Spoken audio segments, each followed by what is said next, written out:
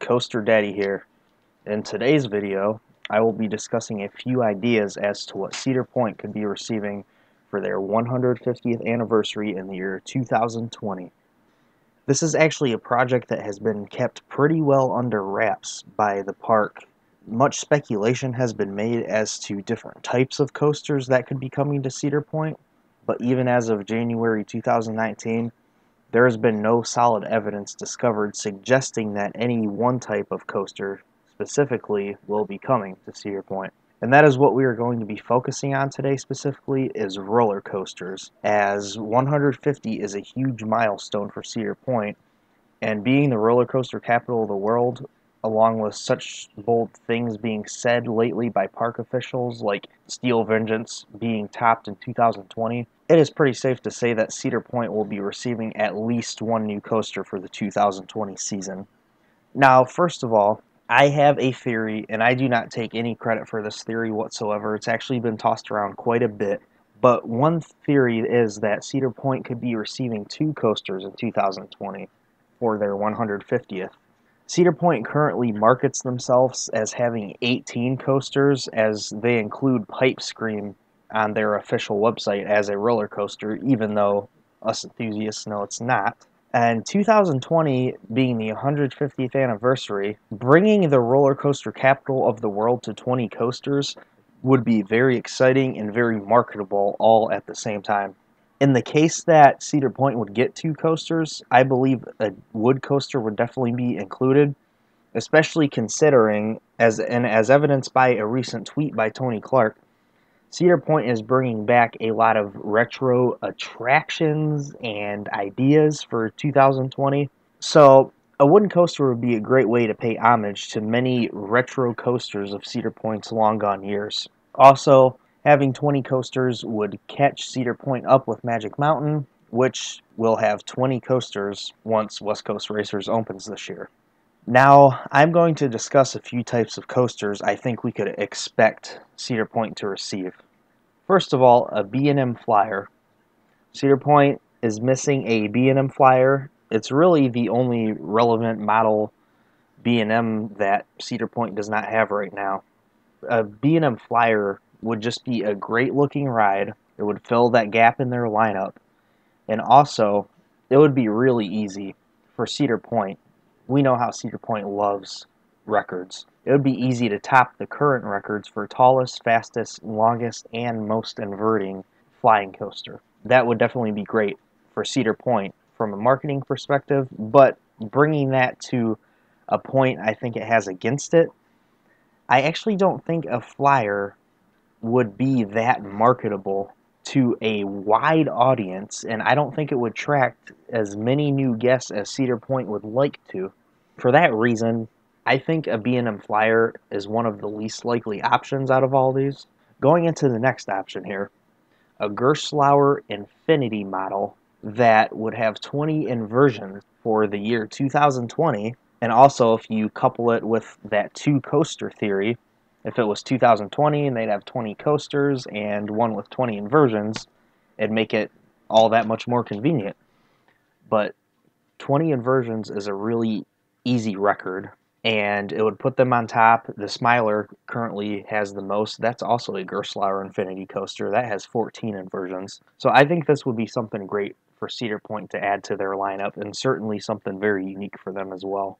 Now, Hang Time is a dive coaster, which is at Knott's Berry Farm, and Cedar Fair has not tested any other styles of Infinity coasters yet, as Cedar Point has a dive coaster, and Hang Time is marketed as a dive coaster. So the Gerstlauer Infinity that Cedar Point would receive would be very different from the one at Knott's Berry Farm. So that's just something to think about. But a Gerstlauer Infinity, I think, would fill a really good spot in Cedar Point's lineup. And they could break that inversion record, and it would be awesome. Next up, the Great Coasters International wooden coaster. And this could actually be that dueling inverting model that they had on display at IAAPA a couple months back, which looks absolutely phenomenal, by the way. Now, Cedar Point is missing a signature wooden coaster. They closed Mean Streak, which wasn't a good ride anyway, but it was their big wooden coaster that everybody knew. If they open this, they could break a lot of records, make it the only hyper wooden coaster in existence. It could be the tallest, fastest, most inverting, and steepest wooden coaster. And also, GCIs are fairly cheap. Even one as big as this still wouldn't be that much money, probably, compared to an Intamin or a B&M or a Matt coaster. So it'd be a pretty good investment for Cedar Point, probably drawing a lot of people. Now, there might not be any space available right now to put this into play because you would need a lot of room to do this dueling concept, and they might have to remove another big ride first before they'd be able to do that, so that is a reason this might not happen in 2020.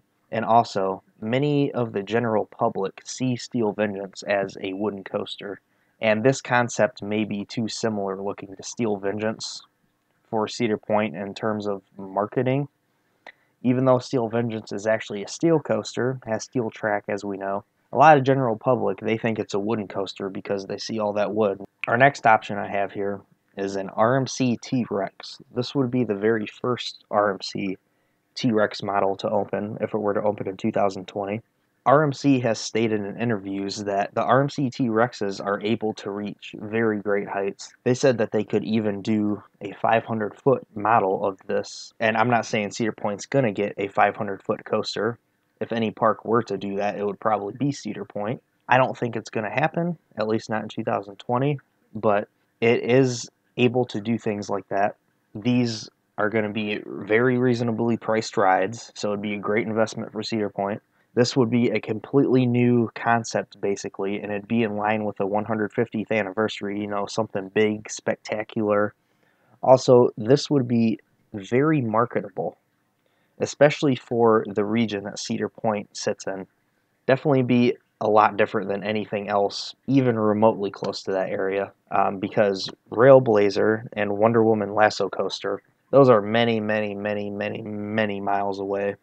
So most people around this area don't know anything about those rides. So this would be something completely new. Now, the thing is, though, Cedar Point hasn't typically been the testing ground for completely new models like this in the past.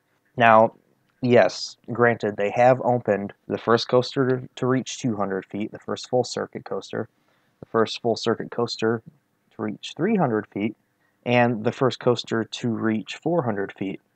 But all of those were essentially just bigger versions of other designs.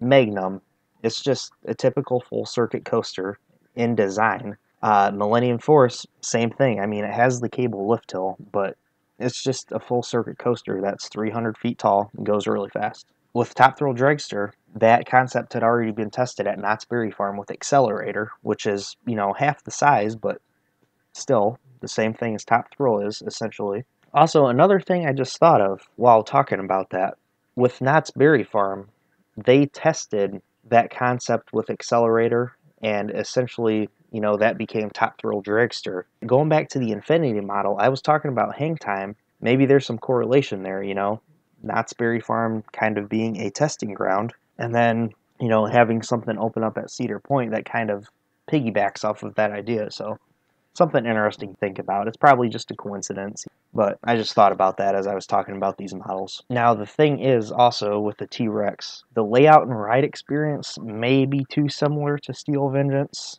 being made by RMC, both being completely smooth rides, having similar types of inversions and everything. It might be too similar, but in all honesty, it's going to look completely different. The general public would probably have no idea. It would probably not make any difference to them. It'd probably be just two completely different rides.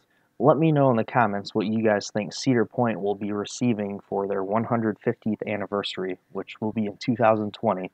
I'm sure we're going to find out a lot more as the season starts and we start to get a better view of what's going on, and then of course they're going to be starting construction, things like that. So we'll learn a lot more, once it comes May, June, and we can get in the park and see kind of what's going on, get a little sneak peek maybe. Thank you for watching. This is Coaster Daddy.